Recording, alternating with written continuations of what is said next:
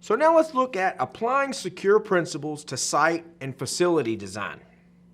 Now, a few things as a security professional that we need to think about when it comes to site and facility design or our physical design. Because this section is going to be all about physical security. What can we put in place to mitigate this, or what can we put in place to mitigate that? So first thing we need to do, we need to get a lay of the land, if you will. Do a security survey. We're going to go around the building. We're going to go around to our data centers, our comm closets, look in the hallways, talk to other personnel about opinions, get interviews. We need to look at the threats. We need to step back for a minute and actually think like an attacker. Think like a malicious user. What they would do if they was to see this building. You know, step back and say, well, I see this could happen. So now I know what the threats could be, right? I have to think about the assets that I'm trying to protect. I'm going to go around and say, well, you know, the building itself is an asset. The equipment we have is assets. The data that the equipment is holding is a major asset. All the personnel, IT folks, security folks, end users, they're all assets to the company. So how can we make sure that this facility, that this physical security is, well, it's secure? We're going to look at policies, see what the policies that we already have in place for the organization, see what they cover, what they don't cover.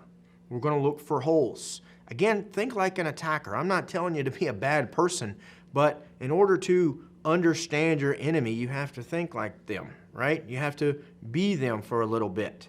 So we need to do that when we're trying to solidify our physical environment, our facility. Look at the procedures in the policies. If you know something is supposed to happen, right? Think of your disaster recovery plan.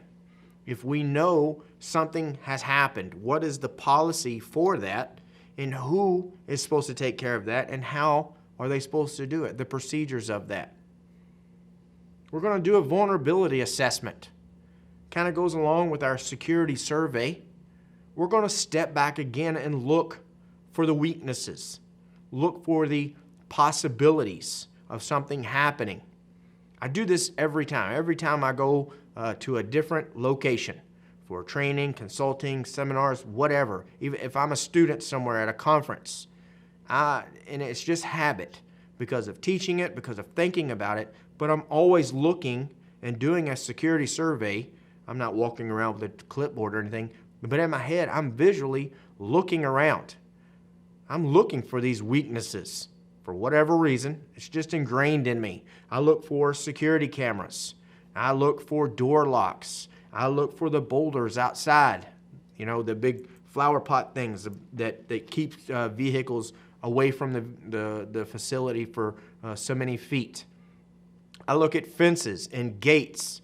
I look at access controls. You know, I'm looking at the lighting. I look at it from a hacker's point of view. Right? I want to see the weaknesses, especially if I'm teaching and it's their facility I'm teaching in.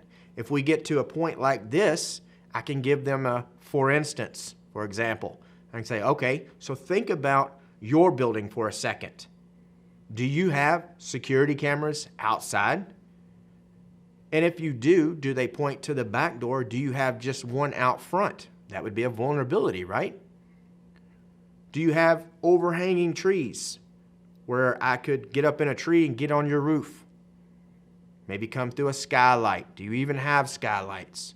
Where's your data center located? Is it on the edge of the building? Is there a window where I can get in to your comm closet? All things that you have to look for and think about. And it's really not like a 5-minute process here. You want to really go through and scrub through the physical security of your facility. It's super important. Physical security is one of my biggest pet peeves when it comes to security professionals, because we really think about the technical controls and the administrative controls more than we do physical controls. And I think that's not the way to go.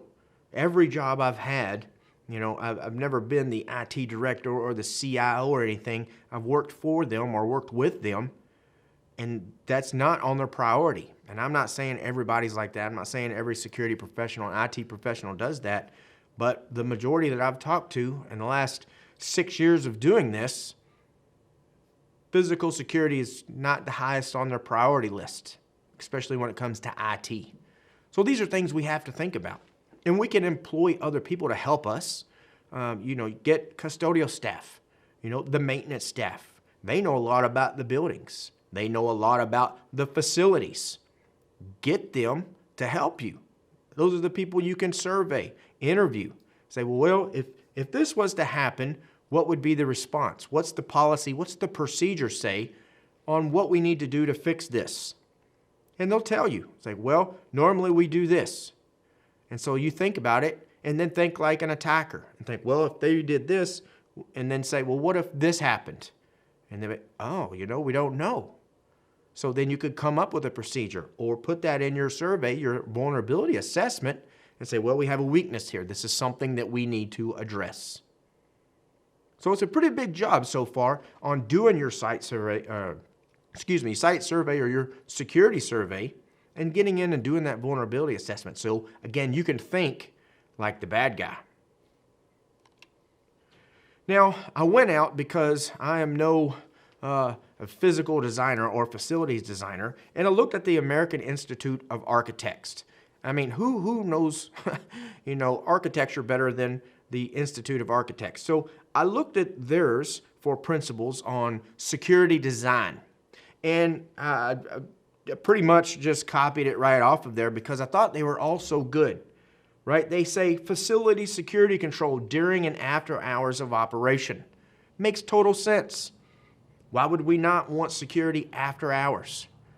Yes, we normally think about it. People on hours, we have somebody on security watching people come in, watching people leave, checking the delivery folks that come in, and things like that, visitors. But after hours, if we just lock up the doors and leave, there's not as much security there. Yeah, you may have an alarm system. Yes, you may have locks, but facility security control, we need it all the time. Personnel and contract security policies and procedures.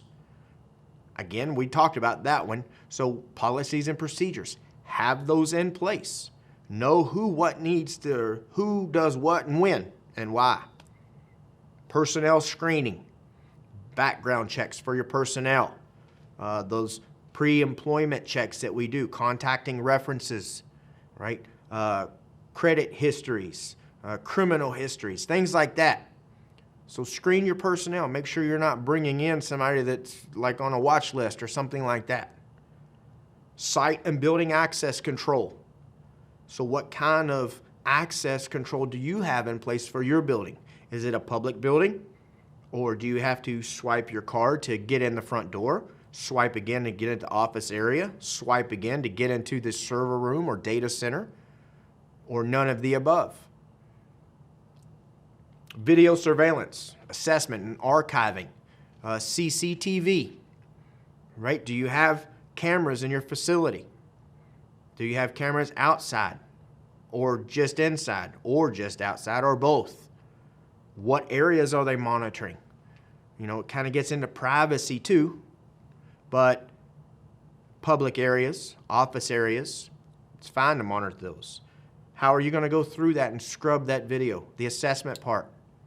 Usually it's more of a detective thing, right? We don't sit there and watch the video all day long. We use it, we archive it off somewhere for so long, 6 months, 12 months. And if something has happened, we can go back and use that as a detective control. Natural surveillance opportunities. If you're just naturally walking around, surveying, you're not using any cameras or hidden tricks or tactics. Protocols for responding to internal and external security incidences. So we have policies and procedures in place. The protocols of what we're going to do. Do you have an incident response team that jumps into action if something happens? Have a degree of integration of security in other building systems. Sure, great. have your security alarm maybe set up with the fire systems. If the fire system goes off, it triggers a security alarm. Shipping and receiving security, right? All these vendors that you have coming into your facility. Do we have security? Is there some type of access control on them? Or can the delivery guy just walk in the building, say hello, and go up to the third floor where the data center is and do something malicious? And we don't know. You know, you may recognize him. You may not. Might be the new delivery guy. Who's to say I couldn't go get one of those uniforms, walk in there like I have a package to deliver to Mr. Smith on the third floor because I know that's where the data center is, and you just let me go on up. It's not very good security. So have property identification and tracking.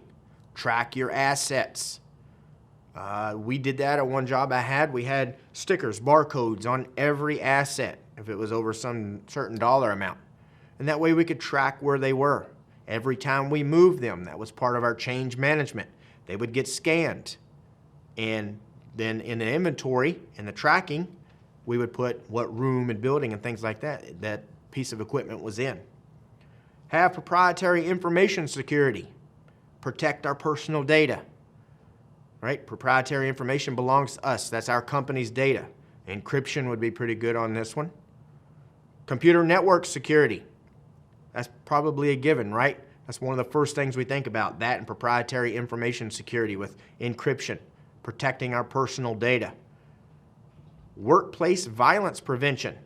Do we have end-user training? Do we have on-site counselors?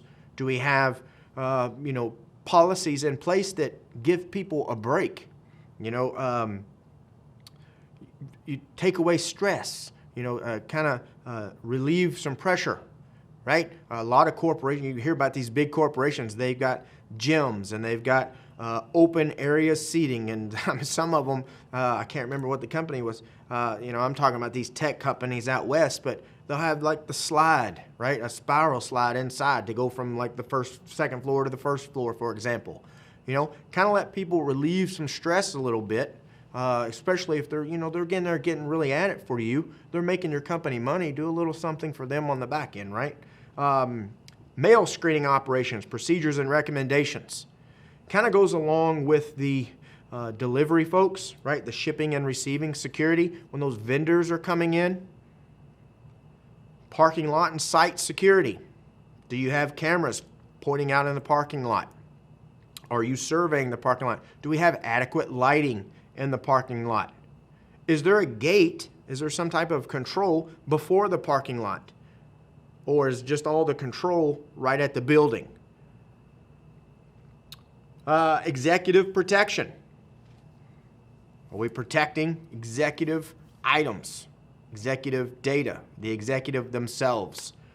Communication security. Are we protecting our communications with encryption? How is the data being protected? And then we're always going to have that business continuity plan, that BCP, and evacuation procedures, a disaster recovery plan. All of these are going to be in our BCP, our business continuity plan. So you can see, I really like these. I think they're, if it's not the know-all, be-all, but it's a very, very good starting point when you think about your physical security and your facility design to, and I'm not saying these are guidelines, but these is what they do, right? And they're pretty good ideas out there that I think would be a really good starting point for your facility design. Now, what about designing and implementing physical security for specifics? Like first off, the wiring closets, your comm closets, or your server rooms. We really have to think about where they're going to be in the facility for one. You may need to be part of the facility design. If the building's already there, and let's say you moved in, then the planning portion, we really need a security professional in there, a security practitioner, somebody from IT, something that somebody knows about this when it comes to where data centers will be located in a facility, where comm closets will be located, or server rooms. They can't, well, they can, but we don't want them on the edge of the building. We don't want them to have windows. We can't have them accessible from the outside like that.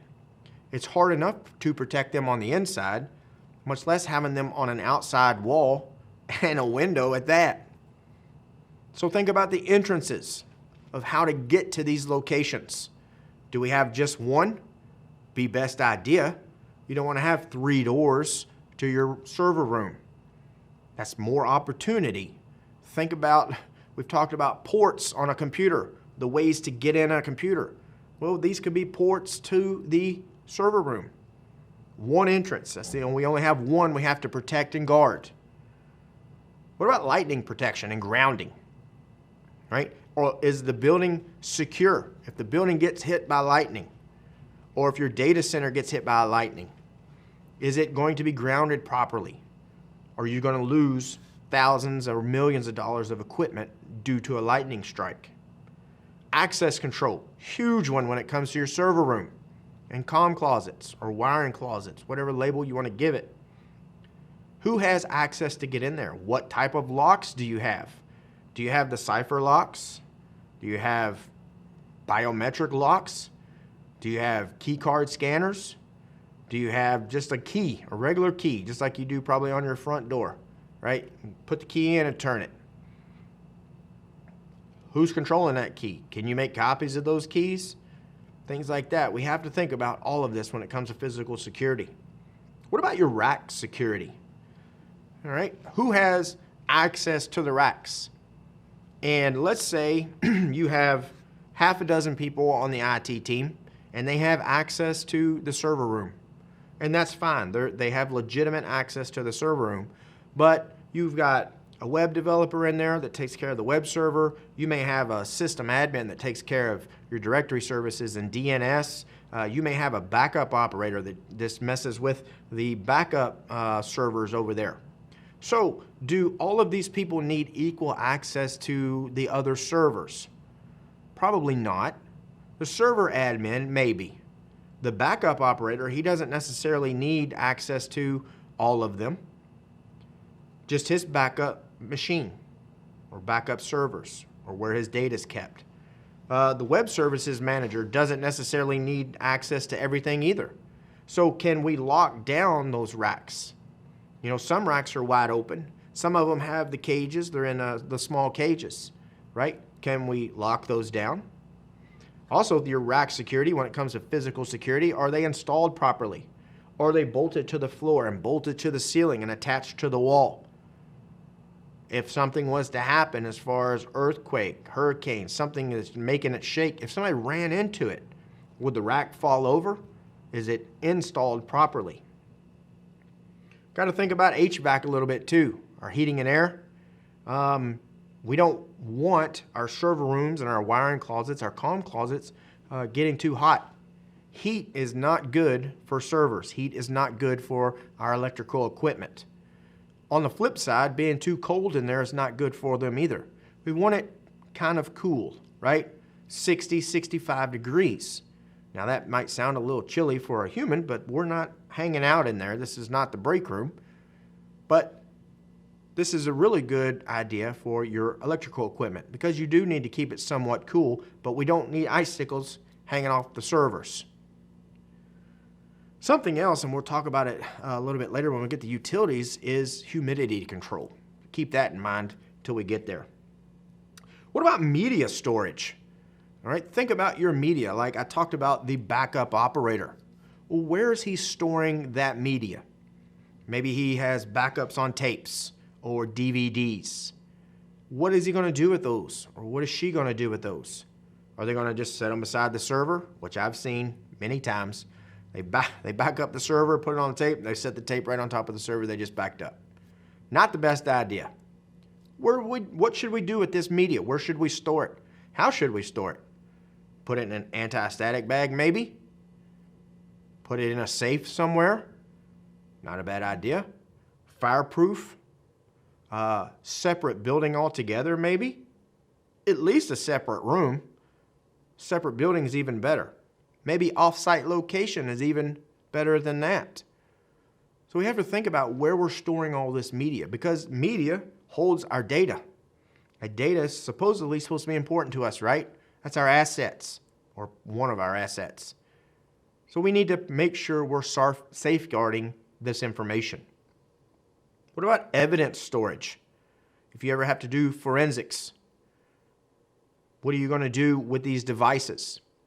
Well, you could use something like the Faraday bags, right? You go get these, say you grab a device, and so it can't receive or send any more signals. You stick it in the Faraday bag, right? Seal it up, and it should not be able to communicate anymore. So that would be one way to store your evidence. We need to make sure once you collect that and you put it in a secure location, access control really needs to be in play here. Only authorized people need to be able to get to the evidence.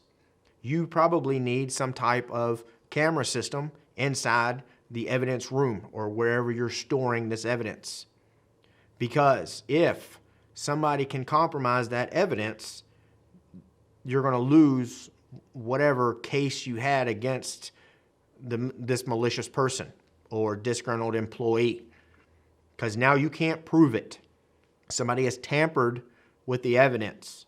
And that's bad. That's terrible. We don't want that to happen. So evidence storage, we need secure rooms, secure cabinets, secure safes.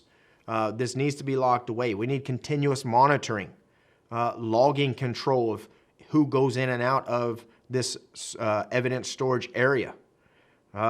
We need good fire suppression in there. Probably not a liquid. What else? Good heating and air. Things like that. Heating and air always. But these are things we have to think about for evidence because we need to make sure it's protected. Restricted areas. An evidence storage could be a restricted area. Highly restricted areas may go above and beyond. You may have sound protection in the walls. You may have something that generates white noise. So like anybody outside, in addition to the sound protection we have in the walls, the white noise kind of drowns out any conversations, confidential conversations that may go on inside of this restricted area. You may have monitors for radio waves that may be broadcasting information or snooping devices where they're trying to pick up sound waves out of this restricted or highly secured area. You probably have walls that are true walls. They go from the floor all the way to the ceiling, not just up in the ceiling where now the drop ceiling comes down. So you have a wall here and the drop ceiling's here. But if you move the tile, then you can just go up and over the wall and get to the next room over. You don't have that in restricted or highly secured areas. It will be a true wall from floor to ceiling. The vents, the heating and air vents, they may have bars inside of them to prevent individuals from climbing through the ducts. Now, I know this sounds like it's movie-type spy stuff, but these restricted areas, they have this kind of stuff, okay? I'm kind of thinking of like a skiff on, it's a highly secure area in the military, right, where they do top secret networking stuff, and they have controls like this in place where they're protecting this facility a lot. They have very controlled access in who can get inside of this area, this restricted area. They've got armed guards in some of these places where they will not let you get close to this facility, and I really wouldn't test them either. What about your data center? Now, all of the above that I've talked about so far could go for your data center. The entrances, the lightning protection, access control, rack security, HVAC is important again. That humidity control, we're going to talk about that in a second. But in addition to your data center, I mean, you may not have the armed guard outside, but you still want the true walls, all right, floor to ceiling, all the way to the roof, right, not just to the drop ceiling. You want to make sure you maybe have proximity cards or some type of access control scanned entry. cipher locks maybe. But with the proximity control, now you have more accountability, because with that, even though they had to cipher lock in, everybody might know the cipher lock combination. And I say everybody, all the authorized people. But that doesn't differentiate between you and me. But with a proximity card or a proximity device, now they can track who is in that facility and where they went in that facility. They have time stamps and date stamps now. You're probably going to have some closed circuit television in there to record who's coming in and out of the one entrance. So again, you can have accountability and security. You may have a man trap where you walk in a secure area, one door opens, you walk in, it closes behind you, and now the next one will open. That prevents tailgating, right? People walking in behind you, because it's going to be about big enough for one person. All right, and it's usually glass, so you don't get, it's not like a tube that you walk in and get claustrophobic. But I've seen them where it's kind of tight, but you walk in, it closes, and then once it closes, you may get authorized again or authenticated again. You may have to weigh a certain weight, right? When they registered you and you said, well, I weigh 200 pounds. Well, and now you're at 175. Well, you may be somebody else, and it may not register you properly. And then it's going to trap you in this man trap where you can't get out until security personnel arrive. So anyway, it closes behind you, it opens the next one, and you can enter the data center. And now these scenarios I'm painting, right? Yeah, I may be going above and beyond what most data centers have, but don't think they're not out there. There are some highly secure data centers, and there are some data centers where it's just one lock and you with a key and you can walk on in. Now, some of this stuff is a given. Rack security, I would hope people strap that stuff down, bolt it down, make sure it's secure. HVAC, I can't say that's a given because I've been in some comm closets where I know it's every bit of 80 or 90 degrees in there because they don't have the proper cooling in there. So they'll pop open the ceiling tiles to let the heat out, and they'll have a fan blowing through maybe to try to circulate that.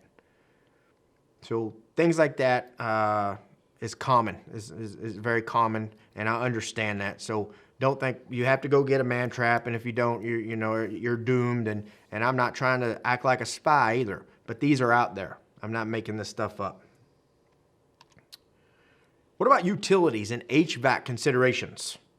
Right? Most of the time, we've had UPSs for a while, an UPS, right? Or an uninterruptible power supply, right? It's the battery pack sitting on the floor that if the power goes out, it will keep your server on or keep your workstation on or keep your laptop going until you can shut it down gracefully. It's not like it's going to run it all day and night until everything goes. Depending on the UPS size, I guess I should say, most of the ones you get for your desktop servers, it'll keep them going for 30 minutes, 45 minutes, an hour maybe. That allows you to get there and shut it down properly so you don't have data corruption and broken sessions and just bad things that could happen by just jerking the power out of your server. All right, we don't want to do that. So employ some UPSs around. You could have big ones. Comm closet I used to work in, or a building I used to work in, had a UPS probably about this wide, probably about this tall. It was huge, but it ran the whole server room that we had, about 8 servers in there and a workstation. And it would keep them going probably for about 4 or 5 hours. Enough time for somebody to get there and take care of everything, or hopefully the power would come back on by that time. Or you could have generators. If it's not an option for you to be down at all, you could have UPSs, inline UPSs, and generators on the back end. Because sometimes, let's say the power goes out. Well, what's supposed to happen is that security system is supposed to kick the generator on and say, okay, hey, it's time to come on. We've lost power. But it takes a second, right? There's a motor in there. It's got to start up. It's got to start the generating process, and then electricity will start coming through. So you may be down for 15, 20, 30 seconds until that can kick on. That's why you want an inline UPS, that battery power, to give you that time for the generator to start up. So put those in line. And you may have diesel power generators, natural gas generators, whatever kind of generator you have. But once the generator starts, right, then it could power the building or power your data center so you're not down. And sometimes you have to have that, right? If you're a service provider, and let's say you have the SLAs, right, service level agreements, and you say, I'm going to be up the 5 nines, 99.999% of the time. Well, that only gives you about a 25, 30-minute window every year. So you couldn't be down for 30 minutes, an hour a day. It's not going to work out too well for you. You're going to start losing customers and reputation. So you're going to have something like that. And then humidity control for our HVAC. We talked about the heating and air, right? We don't want it really hot. We don't want it really cold. But we also don't want it very wet in there, right? If you water and electricity or electronic components, they don't mix very well. If it's too wet in there, we could start to have corrosion. We could start to, you could have electricity. I mean, you could have water damage, right? You could start to have water issues if you get it too humid in there. It means there's too much water in the air, too much moisture. So you can have dehumidifiers in there, and it would pull the water out of the air, the moisture out of the air. But we have to be careful with that as well. We don't want to have it too dry in there, because in dry environments, then you're more prone to static electricity. So when somebody walks into the server room and they reach up to do something on the server, they're going to zap that server. Now, yes, we could wear the anti-static wrist mats. We could short ourselves out on the rack. We could have the static electricity mat of when we walk in. But let's say we don't. Humidity control is great, all right? Keep it about 30, 40%, everything should be fine. 30, 40%, 65 degrees, everybody's happy. Leads into water issues like flooding or leaks. How are we going to deal with that? That's going to be in your disaster recovery plan, right? A flooding shouldn't be a problem. Because, and I say this, it depends on what kind of flood you have, but you don't want your data center, your comm closets, your wiring closets, your server rooms, you don't want them on the first floor necessarily because of this very thing. Now, if you live in an area that's very prone to flooding, make sure you're at least on the second floor. Right? If you don't think you got much problem for flooding, first floor might work, especially if you only got a one-level building to work with. But we want to make sure we're above floodplains. Get your equipment up as high as possible, even if it's just a raised floor on the first floor. That's going to give you 12, 18 inches to work with. Leaks, we'll have to deal with those as fast as possible, right? That could be a bad issue when it comes to electronics. And we talked about water and electronics mixing. All right, so any leaks, we need to make sure that we monitor for those. All right, we're going to do that. You could do that on our security survey. You could have monitors in place that monitor for that type of activity as well. And then the fire prevention, detection, and suppression. All right, we want good prevention, detection, and suppression. So let's take a look at some of these here for our fire prevention and suppression. You could have a wet system. Now, these are the little things that you see up in the ceiling, right? The little sprinkler heads that you may see. A wet system, those pipes are ready to go. They have a constant supply of water in them at all times. Now, once they're activated, the sprinklers are not going to shut off until you go shut it off at the main, right? It's not like it's just going to blast for about 5 minutes and be done, or blast for a minute and be done. Right? These are connected directly to your water main in your facility. So you're going to have to shut that off, crank that wheel to get those to turn off. You may have a dry system. Now, these don't have water in them at the go, right? So the valve will not release until the electric valve is stimulated by excess heat. So there's going to be somewhat of a delay, right? We have a pre-action system. Now, this one incorporates a detection system, which could be part of that security system. Now, this can eliminate concerns of water damage due to false activations. So if somebody hits it, right? In a wet system, if I was to reach up there and hit it accidentally, or if somebody's walking with a ladder and they hit it, it's going to activate. And that one sprinkler head's going to go crazy with water, right? It's going to start gushing out until we run down there and turn the water main off. A pre-action system wouldn't do that because it didn't detect it, right? It's not, it did, but it didn't detect it. It detected that it got hit, but it didn't detect excessive heat, right? Unless you're holding a match or a lighter or something up there, and then you could set it off accidentally. And then the deluge systems, these operate kind of like the pre-action systems, except all the sprinkler heads are already in the open position. So it doesn't wait for excessive heat.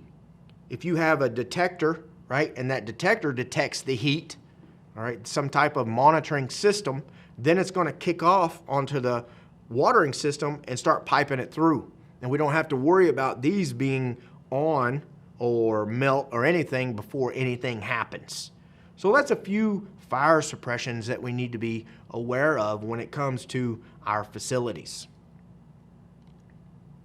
So that does it for Domain 3. We covered quite a bit in here. We talked about implementing and managing an engineering lifecycle using security design principles, the fundamental concepts of our security models, talked about controls and countermeasures based upon information systems security standards, standard or security capabilities of information systems. We talked about assessing and mitigating the vulnerabilities of security architectures, designs, and solution elements. We talked about the vulnerabilities in web systems, the vulnerabilities in our mobile systems, the vulnerabilities in those embedded systems, a little bit about cryptography, apply security principles to site and facility design, and finally wrapped it up there with that facility and physical security.